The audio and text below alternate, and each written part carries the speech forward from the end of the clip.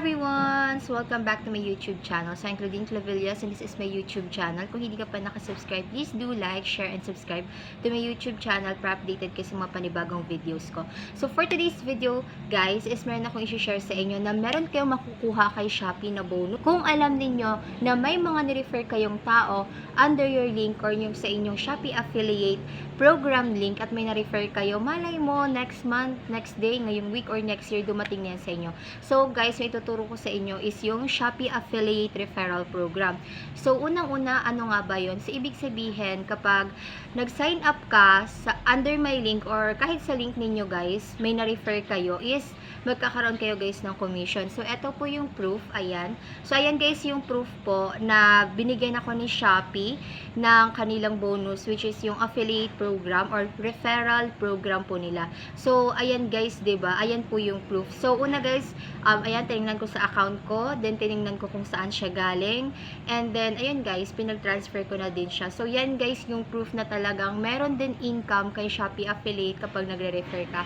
So, alam nyo ba, guys, na dati, parang sabi ko, parang wala namang Shopee affiliate referral program, kasi sabi ko, parang wala namang dumadating sa akin na message, wala dumadating sa akin na parang yung notification, 'di ba? Kasi pero may nakalagay yan diyan, guys, sa ninyo.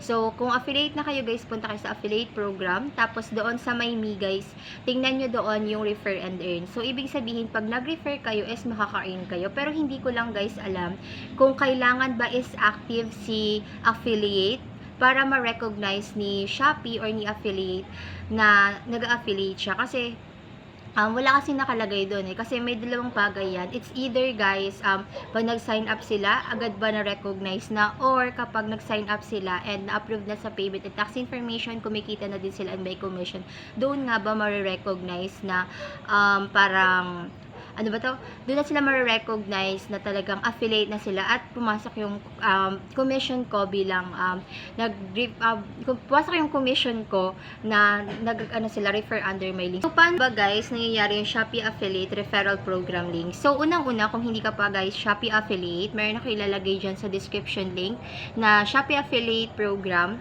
Ayan, so i-click mo na lang yan. So, story time lang, guys. Meron akong dalawang friends. So, yung unang friend ko, guys, is friend ng kapatid ko, and yung isa naman kaklase ko. So, itong dalawa na to, guys, is nag-sign up sila ng Shopee Affiliate Referral Program or ng link, pero hindi sa akin, not under my link. So, ang nangyari, guys, lumabas sa kanila yung 15 to 30 days. Hindi ko alam, ganun din ata sa iba, 15 to 30 days. Pero, based on my experience, then based din sa akin, guys, is less than 15 minutes lang is na-approve na sila kaagad. So, ganito yung nangyari. So, dito sa friend ng kapatid ko is talagang seller na siya, guys, as in, sa different platforms. Then, ang nangyari, nag-apply siya for Shopee Affiliate link at ang nangyari is nakalagay 15 to 30 days.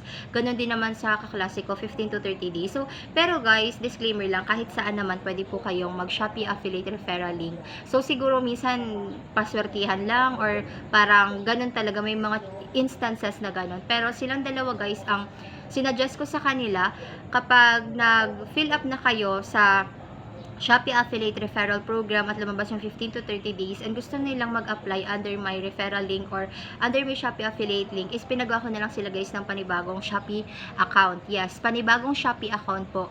So, doon kasi, guys, sa panibagong Shopee account is ma-recognize ulit kapag sila po is nag-Shopee Affiliate na nag-join ulit. So, ang ginawa ko, once na nakagawa na sila, then sinabihan ako nila, okay na daw, meron na silang bagong account sa Shopee. So, binigay ko na sa kanila, guys, yung link, and then, ayun na nga, kagad-agad is na-approve naman sila sa Shopee Affiliate. Then, after nyan, guys, kapag affiliate na kayo, may lalabas naman dyan, guys, na congratulations. So, ganun naman yung nangyari. And based din sa experience ko sa mga nag-referral under my link, guys, lahat naman po sila na-approve kaagad within the day or after lang nilang mag-sign up.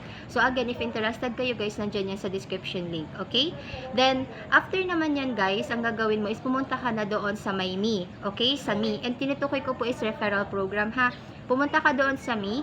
Then, after nyan, basta yung may tao, pumunta ka sa My Me. Then, after nyan, guys, may makikita kayong rewards and earn. So, doon guys sa rewards and earn, ay mali, refer and earn. Ano bang rewards? Pero rewards din yun. Refer and earn ha.